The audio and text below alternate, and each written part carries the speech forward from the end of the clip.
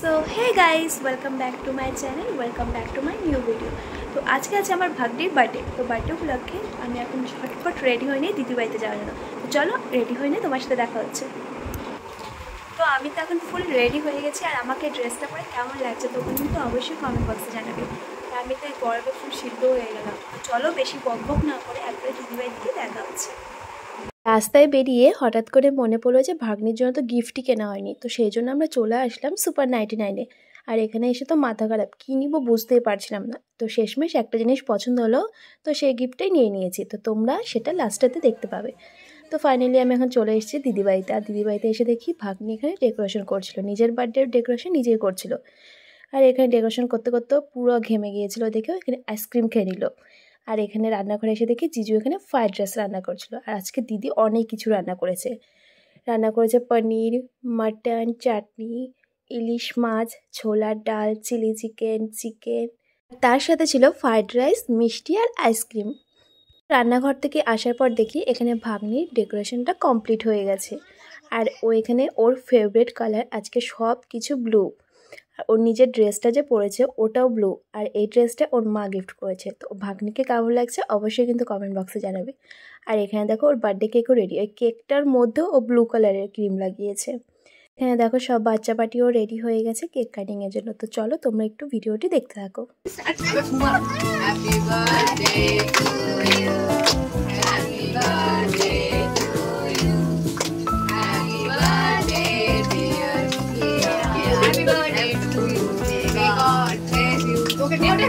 তারপর cake cutting হয়ে যাওয়ার পর নিজের কেক নিজেই খেয়ে নিল।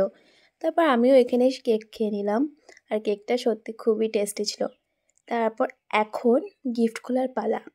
যেই আমি ওকে গিফট দেবো, এখানে দেখো সব কটা বাচ্চা এসে হাজির হয়ে গেছে। আমি ভিডিও করতে পারছিলাম না, সেই জন্য ওকে অন্য ঘরে নিয়ে গিফটটা দিলাম। তো এই গিফটটা দিয়েছে ওর মাসি। তো চলো তোমরা গিফটটা দেখে নাও কি দিয়েছে ওকে।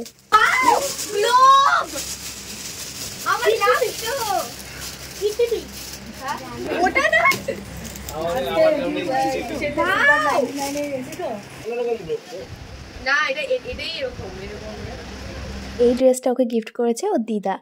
ও পার্পল কালার পছন্দ থেকে ওকে পার্পল কালারের প্যান্ট আর পার্পল কালারের টি শার্ট দিয়েছে। এটা আমার খুব ভালো লাগছে। আর এটাও তো ইসে আছে পার্পল। সব গিফট খোলার পর ও এখন এক্সাইটেড আমার গিফটটা খোলার। তো তোমরাই দেখে নাও ওর রিয়াকশন ভিডিওটা। আস্তে করে সত্যি খোলছি দিয়ার পুরো জ্বলন হচ্ছে। আমার কিছু ফেভারিটটা আমার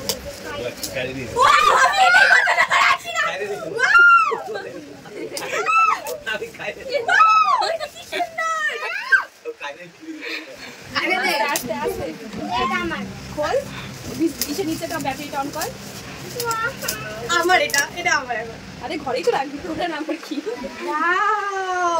আমার এটা পছন্দ হয়েছে। নিচে টার্ন কর। আমার এটা খুব ভালো লাগে। তোমরাই বলো যে ছোটর মধ্যে গিফটটা কেমন হয়েছে। আমি তো ভাবতেই পারিনি যে ওর এই গিফটটা এতটা পছন্দ হবে। ভাগ্নির জন্য যে গিফটটা এনেছিলাম তোমরা তো সেটা দেখলে। তো আমি এটা ছোট ভাগ্নির জন্য এনেছিলাম, কারণ আজকে ওর দিদির বার্থডে, ও গিফট পাবে, ও তো পাবে না। সেই জন্য আমি আজকে ওর জন্য একটা পেন্সিল বক্স নিয়ে গেছিলাম। আর ও তো খুবই খুশি হয়েছিল।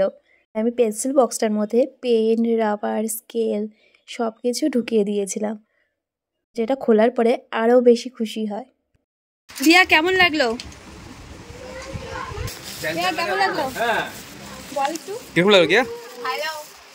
শুধু ভালো।